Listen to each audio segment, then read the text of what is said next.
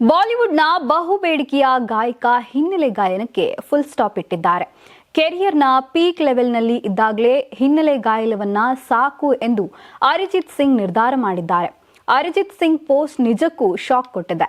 ಈ ರೀತಿ ನಿರ್ಧಾರ ಏಕೆ ತೆಗೆದುಕೊಂಡ್ರಿ ಅಂತಲೂ ಅನೇಕರು ಕೇಳಿದ್ದಾರೆ. ಅರಿಜಿತ್ ಸಿಂಗ್ ಪೋಸ್ಟ್ನಿಂದ ಸೋಷಿಯಲ್ ಮೀಡಿಯಾದಲ್ಲಿ ಚರ್ಚೆಗಳು ಜಾಸ್ತಿ ಆಗಿವೆ.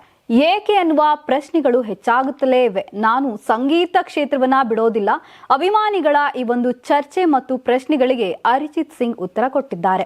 ನಾನು ಹಿನ್ನೆಲೆ ಗಾಯನವನ್ನ ನಿಲ್ಲಿಸಿದ್ದೇನೆ, ಆದರೆ ಸಂಗೀತ ಕ್ಷೇತ್ರವನ್ನಲ್ಲ ಅಂತಲೂ ಹೇಳಿದ್ದಾರೆ. ಇನ್ನು ಅರಿಜಿತ್ ಸಿಂಗ್ ಆಶಿಕಿ 2 ಚಿತ್ರದ ತುಮ್ ಹಿ ಹೋ ಹಾಡು ಜನರ ಮನಸ್ಸನ್ನ ಕದ್ದಿತ್ತು. ಚನ್ನ ಮೇರೆಯ ರಪ್ತಾ ಸಾಂಗ್ ಕೂಡ ಅರಿಜಿತ್ ಸಿಂಗ್ಗೆ ಹೆಸರು ತಂದುಕೊಟ್ಟಿದ್ದಂತಹ ಸಾಂಗ್. ಅರಿಜಿತ್ ಸಿಂಗ್ ಬಹು ಭಾಷೆಯಲ್ಲಿ ಹಾಡಿದ್ದಾರೆ. ಹಿಂದಿ, ಬೆಂಗಾಲಿ ಹಾಡುಗಳನ್ನು ಹಾಡಿದ್ದಾರೆ. ಭಾರತದಲ್ಲಿ ವಿವಿಧ ಭಾಷೆಯ ಹಾಡುಗಳನ್ನು ಸೇರಿ ಒಟ್ಟು ಸುಮಾರು 715 ಹಾಡುಗಳನ್ನು ಹಾಡಿದ್ದಾರೆ. ನೀವು ಸಣ್ಣ ಆಗ್ಬೇಕಲ್ವಾ? ಅದು ಒಂದು ಉತ್ತಮ ಆಹಾರದಿಂದ ಸಣ್ಣ ಆಗ್ಬೇಕಲ್ವಾ? ಪ್ರತಿದಿನ ನಮ್ಮ ಜೀನಿ ಸ್ಲಿಮ್ ನ ಯೂಸ್ ಮಾಡಿ ಯಾವುದೇ ಸೈಡ್ ಎಫೆಕ್ಟ್ ಇಲ್ದಂಗೆ ನೀವು ಸಣ್ಣ ಆಗ್ತೀರಾ. ಯಾರಾಗ್ತಾರೆ ಎಂಎಲ್ಎ ಅಭ್ಯರ್ಥಿ 2028 ಶೀಘ್ರದಲ್ಲೇ. ಪ್ರತಿದಿನ ಒಂದೊಂದು ಕ್ಷೇತ್ರದ ಟಿಕೆಟ್ ಆಕಾಂಕ್ಷಿಗಳ ಸಂಪೂರ್ಣ ಮಾಹಿತಿ ಪೊಲಿಟಿಕಲ್ ಜರ್ನಲಿಸ್ಟ್ KM ಶಿವಕುಮಾರ್ ಅವರಿಂದ. ಕರ್ನಾಟಕದ ನಂಬರ್ 1 ಡಿಜಿಟಲ್ ಮೀಡಿಯಾ ನಿಮ್ಮ ನೆಚ್ಚಿನ ಕರ್ನಾಟಕ ಟಿವಿಯಲ್ಲಿ ಮಾತ್ರ.